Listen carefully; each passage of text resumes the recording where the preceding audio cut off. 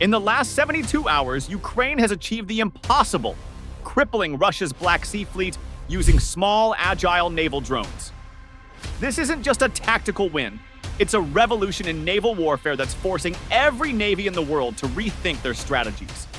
For over 2 centuries, Russia's Black Sea fleet has dominated these waters, equipped with destroyers, cruisers, and submarines worth billions of dollars. Based in Sevastopol, this fleet has been Moscow's power projection tool since 1783. But now, a new era has begun. Since February 2022, Ukraine, a nation without a traditional navy, has systematically targeted and neutralized over 20 Russian vessels, including the flagship Moskva. How? By turning the sea itself into an asymmetric battlefield. What we're witnessing isn't just desperation, it's innovation born from necessity. Ukraine has weaponized the maritime domain using technology that costs less than a luxury car, but packs the punch to sink a warship. Think about that for a moment. David versus Goliath, but David has GPS, explosives, and artificial intelligence.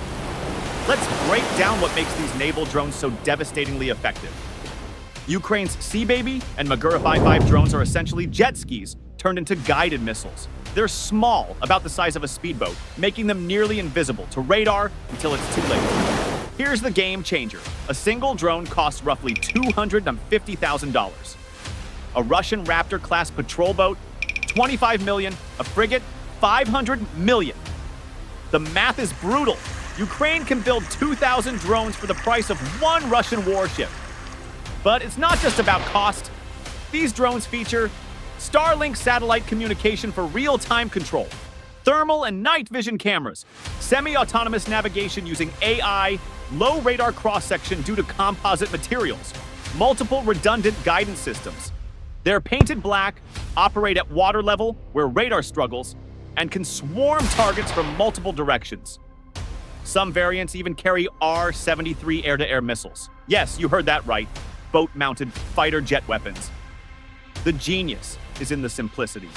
Ukraine took commercial maritime technology, military-grade explosives, and Silicon Valley innovation, then mixed them into a cocktail Russia never saw coming. Now let's dissect how these attacks actually unfold, because the tactics are as revolutionary as the technology. It starts with intelligence. Ukraine uses a combination of satellite data, human intelligence, and even open-source intelligence from social media to track Russian vessel movements. They know exactly when ships are most vulnerable, during crew rotations, resupply operations, or maintenance windows. The drones launch from hidden coastal positions, often 100 to 200 kilometers from their targets. They travel in wolf packs, typically 3 to 7 units, maintaining radio silence and using pre-programmed waypoints. Here's what's really fascinating. These drones exploit blind spots even seasoned naval commanders didn't anticipate. They approach during dawn or dusk, when visual detection is hardest, rough seas when radar returns are cluttered, from multiple vectors to overwhelm point defenses. In the final approach, 1 or 2 drones might act as decoys, drawing fire and revealing defensive positions. The main attack group then accelerates to maximum speed over 80 kilometers per hour, making them incredibly hard to hit with conventional weapons. Why do traditional defenses fail? 3 critical reasons. From detection to engagement, defenders have maybe 30 to 60 seconds. These drones sit so low that ship-mounted weapons can't depress enough to engage cost asymmetry. Firing a $2 million missile at a $250,000 drone is a losing proposition. The results speak for themselves. The Caesar Kunikov, a landing ship, took 3 drone hits and sank in under 15 minutes. The Sergey Kotov patrol ship, hit by 5 drones simultaneously and destroyed completely. This single development is sending shockwaves through naval command centers worldwide. Let me show you how the world's navies are scrambling to respond. The Pentagon has fast-tracked 3 major programs in direct response to Ukraine's success. Task Force 59 in the Middle East is now testing swarm drone defenses after seeing what happened in the Black Sea. The U.S. Navy has also accelerated development of the Ghost Fleet, their own autonomous naval drone program. Admiral Christopher Grady recently stated that naval drone warfare represents the most significant tactical evolution since the submarine. That's not hyperbole, that's fear.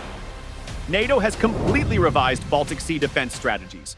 They're now deploying dedicated drone detection radars, electronic warfare systems specifically for drone jamming, rapid-fire cannon systems optimized for small, fast targets, their own offensive drone programs.